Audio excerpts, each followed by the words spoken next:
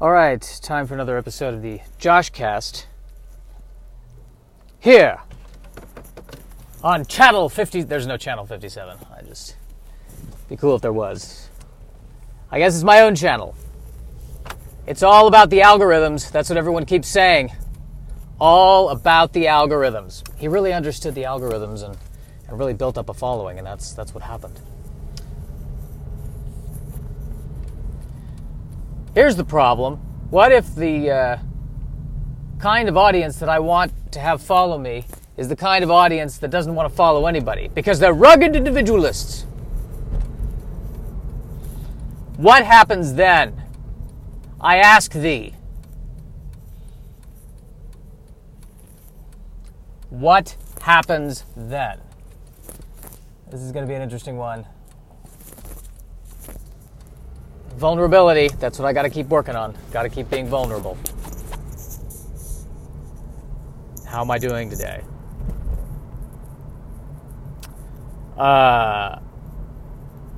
Lately I've been waking up and I've been saying to myself, I really hate my life. And then though, that has given way to whatever I need to work on that day. So I guess for the moment, my depression is in the background. But it never really goes away. It's a constant companion.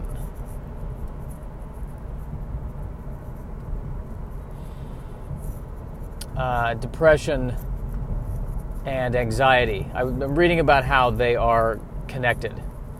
They're two sides of the same really sad coin.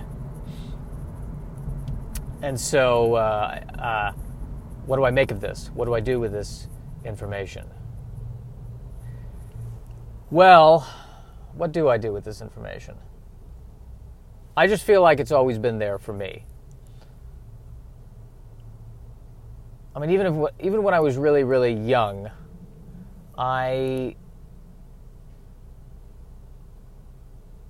there wasn't depression when I was young. When I was young, it was more along the lines of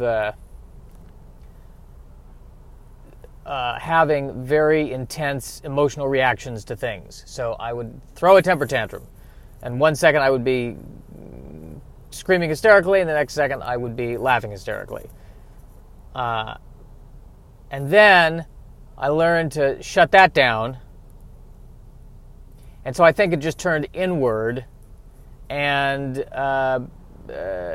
became the nice and steady depression that it is today. The slow burn.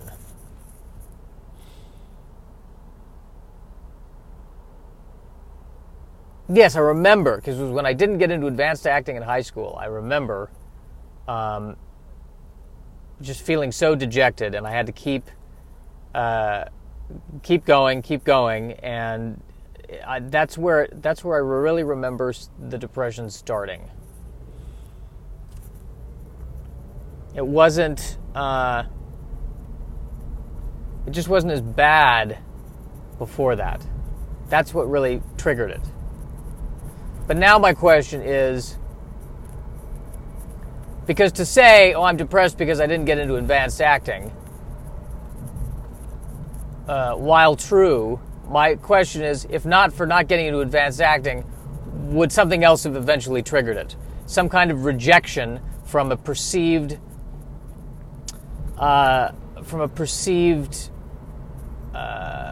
community. There it is. Because I really wanted to be a part of that community, and I felt rejected from it. Maybe that's the problem. The being rejected from community, leading to a sense of not belonging,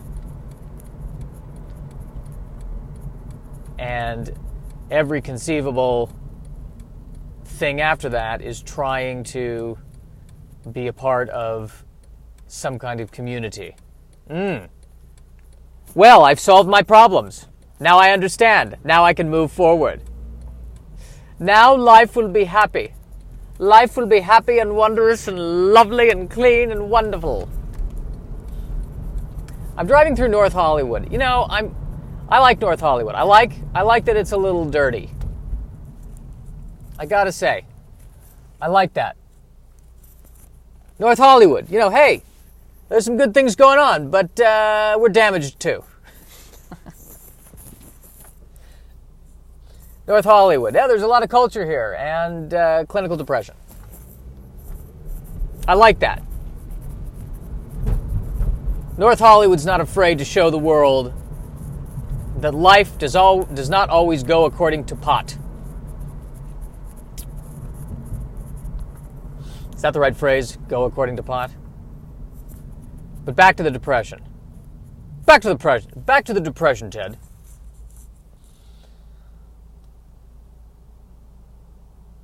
Back to the depression. Well,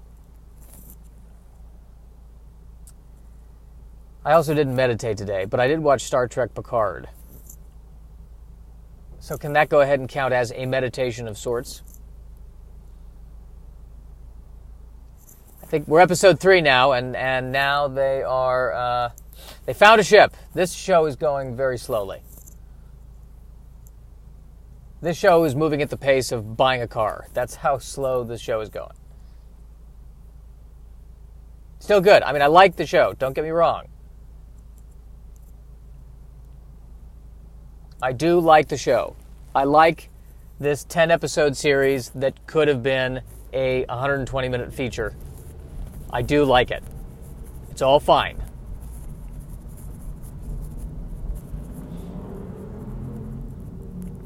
I do miss the format of The Next Generation, which was each episode is its own little mini-adventure.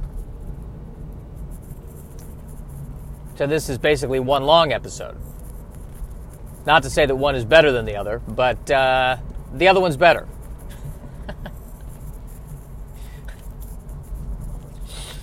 There it is. This is just it's basically another long movie, which is good because the last movie did not quite get there.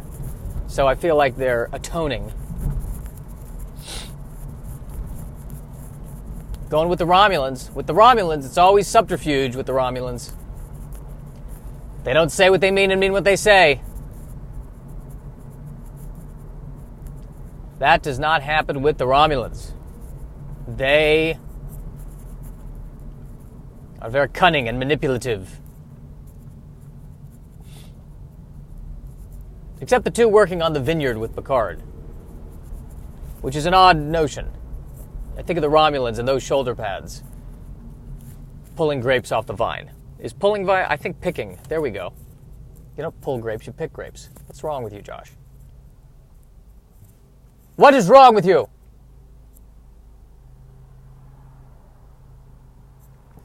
What is wrong with you? Isn't that the $64,000 question? What is wrong with me? Because yes, now that I think about that, this book I'm reading on depression, one of the elements of depression is the feeling of not belonging.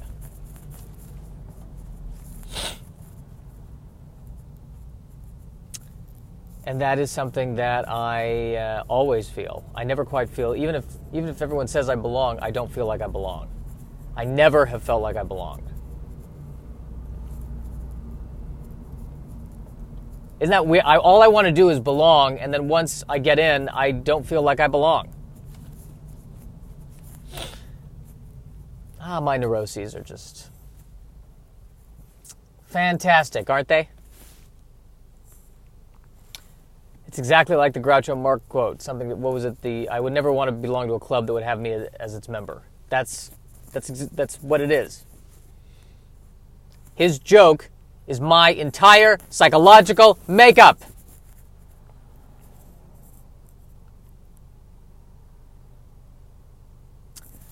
I feel like a prick lately. I've been, I don't know what's going on. I'm not being my usual diplomatic self with people. I find myself speaking very bluntly. I think it's because I'm tired. I can only be diplomatic for so long, but I hate being this other way. On the other hand, it's wonderful to be this other way. Maybe that's something I've got to reconcile in my own mind, that being direct is not necessarily being mean. I don't know. I really don't know.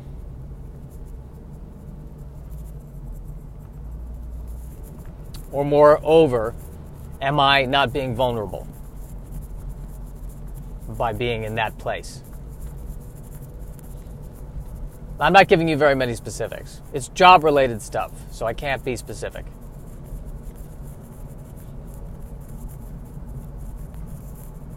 But I will say that it is nice to be honest. Refreshing, actually. And I think I get angry when I'm honest with somebody, because usually it's involved in saying no, and I'm angry for them for putting me in the position to have to say no and deal with them not liking my answer. And what I'm trying to remind myself is that I can say no and not be angry about it. It can be a kind no. It can be no, my son. No, my child. No. No from a place of love.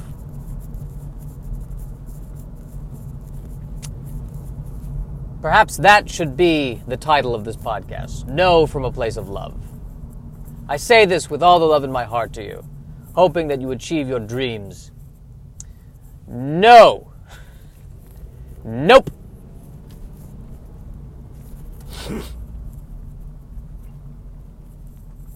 Valentine's Day is just around the corner.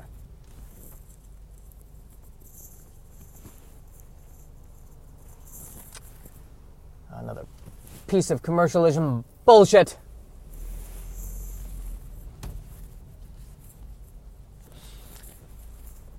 Another piece of commercialism insanity. Oh, I just said bullshit. I said it again. Now the podcast is explicit. Now the podcast is explicit. What are we going to do about that?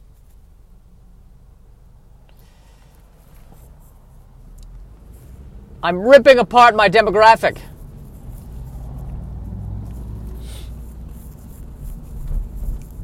That cannot be good, can it? That cannot be good, can it, America?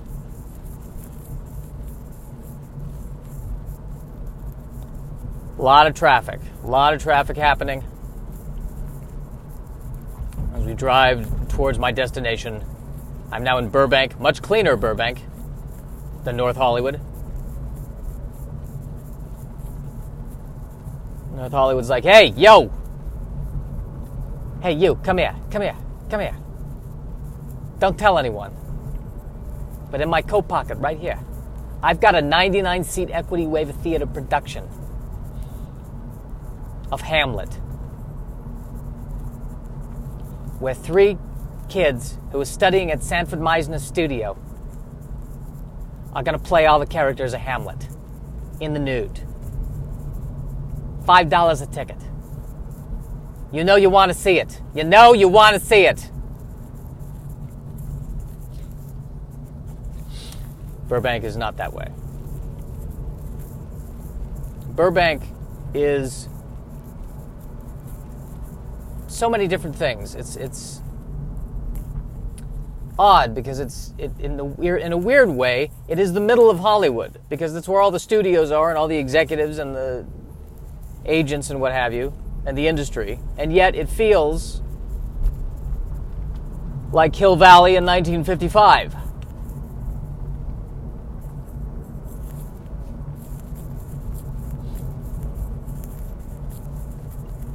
So, right across the street from the largest studio in the world is Jimmy's Diner. That's what's so bizarre about this place.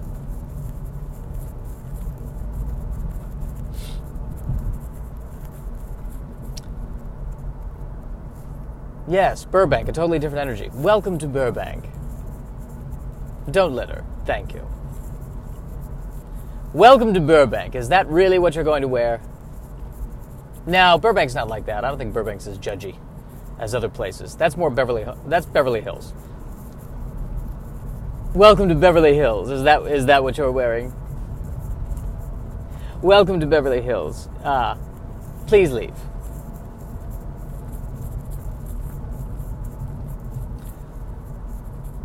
So yes, Burbank versus North Hollywood versus Beverly Hills. I think we've really covered a lot in this podcast. I really think we have. And depression. You know, there's a part of me that doesn't want to say I'm feeling better because that feels like tempting fate. And I also know myself. I know that depression is, as I said, never too far away. Depression for me is like Starbucks. I can always rely on my depression to be somewhere nearby.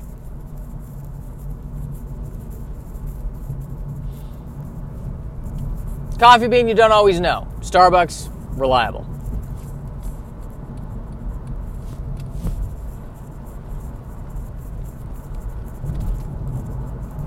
I am nearly at my destination. It is 9:01 a.m. on Thursday, February 6th, 2020.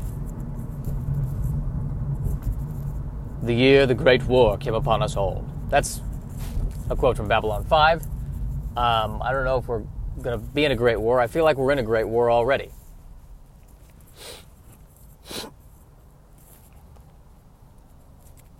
It feels like a never-ending war to me, but what do I know? I'm thinking of giving a plant-based sausage some try. Some try?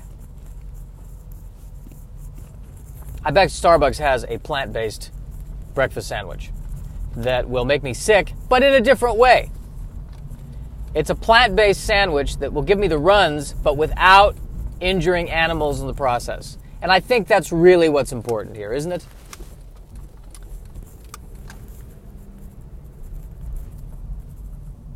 Well, folks, it's been an absolute pleasure. I hope you've gotten something from this podcast. I certainly haven't. I'll see you. Oh, you know what? I should just plug my show. I'm closing the Yoo-Hoo Room this Saturday, February 8th. It's my birthday. Come on out. Doing 2 shows, 7:30 and 9:30 p.m. Come say hello, and I will regale you with more tales of depression and Star Trek Deep Space Nine.